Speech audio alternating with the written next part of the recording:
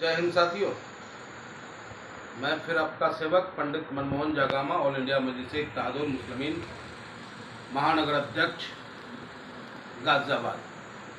Barrister Asaduddin Owaisi साहब जिंदाबाद, all India मजलिस इत्तेहादुल मुस्लिमीन जिंदाबाद। आज आपके बीच फिर आपका सेवक कुछ बातें लेकर आया है। सबसे पहले तो मैं सावन की आखिरी सोमवारी की सभी सिख भक्तों को शुभकामनाएं देता हूं, ऑल इंडिया मजलिस इत्तेहादुल मुस्लिमीन गाजियाबाद की तरफ से। दूसरा, आज जो आप देख रहे हैं मुंडन मेरा, इसका वजह है कि आज मेरी माँ की दूसरी पुण्यतिथि है, जो माँ हमें छोड़कर चली गई। परमपिता परमेश्वर से प्रार्थना करता हूँ कि मेरी माँ को अपने श्री चरणों में उचित स्थान दे, और उसके साथ साथ कुछ बातें करना चाहता हूँ। आप बताएं कि अगर अभी कोई मामला हिंदू और मुसलमान का बन जाए तो देश का नौजवान सड़कों पे नजर आता है, लेकिन इस सरकार की वजह से आज हिंदुस्तान की शिक्षा अंधकार में डूब रहा है। उस पर सरकार का कहीं कोई फोकस नहीं है। कभी हम अपने देश के नौजवान, पढ़े लिखे वर्ग, अभिभावक, हमने प्रयास किया कि पूरे देश में एक शिक्षा हो, एक बोर्ड हो, पढ़ाई सबको एक जैसा मिले। इस मांग को लेकर हम हिंदुस्तानी कभी सड़कों पर उतरे नहीं उतरे, क्योंकि यह सरकार की पॉलिसी है। सरकार नहीं चाहती है कि हिंदुस्तान एक होकर रहे, हिंदुस्तान के लोग एक होकर रहे। और आज देखो आप, कितनी ज्वलंत मुद्दा हमारे हिंदुस्तान में।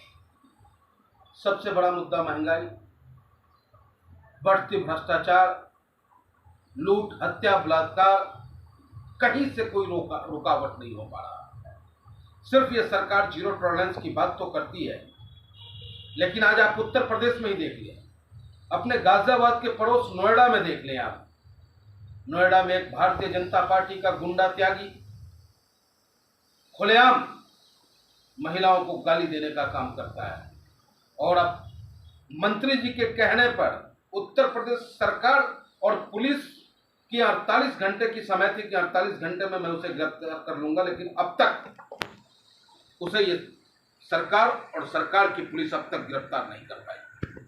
और रही बात बुलडोजर की, बुलडोजर चला दिया। अरे बुलडोजर चला के कौन सा एहसान कर दिया आपने? उस बुलडोजर से अगर आपको आज जो अतिक्रमण है 2 सालों से क्यों नहीं चला उस पर बुलडोजर? सिर्फ इसलिए क्योंकि वो भारतीय जनता पार्टी का आदमी था।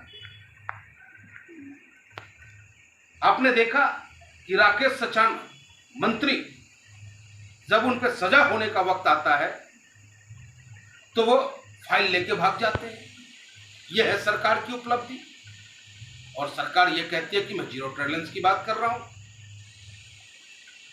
आज सबसे अहम मुद्दा है हम हिंदुस्तानियों के लिए कि हमारा बच्चा किस प्रकार पढ़ेगा, किस प्रकार उसका भविष्य बेहतर होगा।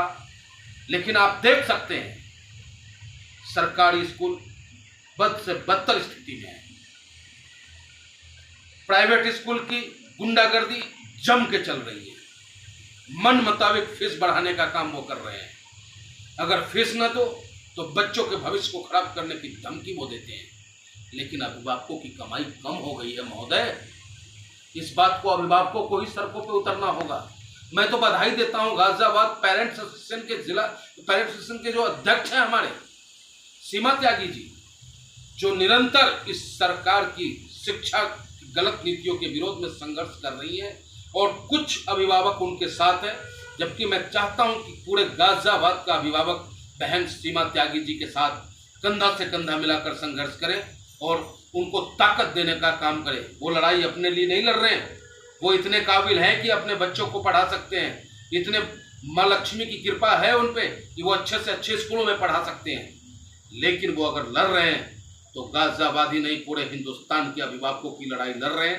इसलिए आप सभी से अपील कि देश की बेहतरी के लिए बेहतर शिक्षा का होना आवश्यक है, और बेहतर शिक्षा अगर आपको नहीं प्राप्त हुआ, क्योंकि सरकार की नीति है, लॉकडाउन से ये नीति बन चुकी है कि इस देश में आने वाला पौध शिक्षित न हो, उनकी पढ़ाई व्यवस्था चौपट कर दो ताकि वो तुमसे रोजगार न मांग सके।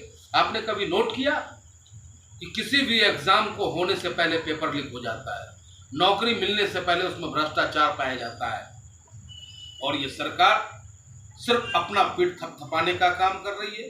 जब भी कोई बात होगी तो मुद्दा सिर्फ हिंदू और मुसलमान और धर्म की होती है। अरे मेरे यार, सबका मालिक एक है। भगवान श्री कृष्ण ने भी कहा कि है एक सत्ता जो सबको चलाता है। कुरान में भी कहा गया है एक सत्ता जो सबको चलाता है। गुरु नानक देव जी ने भी कहा सबका मालिक एक है, एक ओंकार है।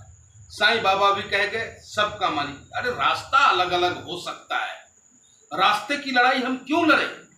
हम सबको चलाने वाला कोई एक ही है, अल्लाह है, भगवान है, खुदा है, वाहेगुरु है, जो भी आप मानते हो। उसी तरीके से हमें और आपको देश के लिए, देश सर्वोपरि है, देश के लिए हम सबको एक होकर के काम करना होगा। इतना ही कहकर मैं अपनी बात को समाप्त करता हूँ। जय हिंद, जय भीम, जय भीम। ऑल इंडिया मजलिस इत्तेहादुल मुस्लिमीन जिंदाबाद। बैरिस्टर असदुद्दीन ओवैसी साहब जिंदाबाद।